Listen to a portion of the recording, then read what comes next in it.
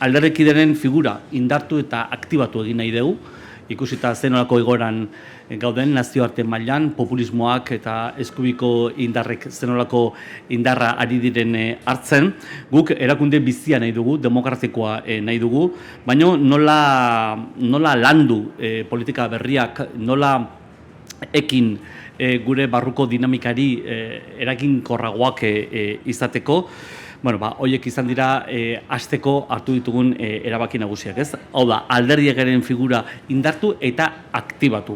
Beste aldetik, alderdia nahi duguna da egoera berri honi ere aurre egiteko ireki eta irekitasun horretan izugarrizko garrantzia izango du baita digitalizazio prozesu bat jarriko dugu.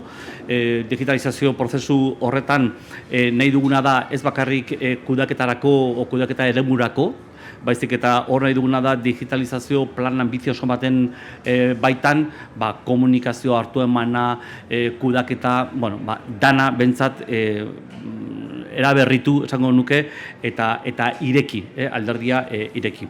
Eta ponentzia honek izango duna da hemendik aurrera eta urrira bitarte horretan beste lanketa bat, etxe barruan lanketa bat, eta segurazki topatuko gera urri alde hortan estatutu proiektu berri batekin.